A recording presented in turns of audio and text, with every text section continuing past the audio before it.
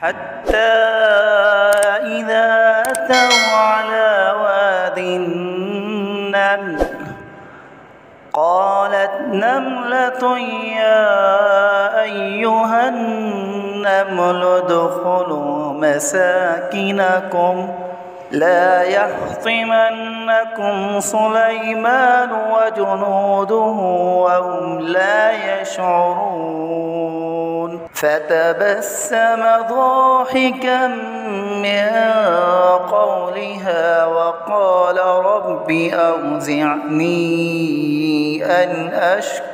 أن أشكر نعمتك التي أنعمت علي وعلى والدي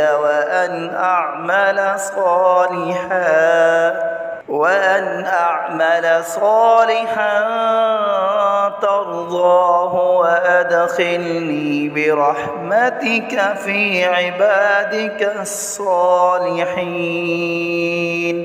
وتفقد الطير فقال ما لي لا أرى الهدهد أم كان من الغائبين.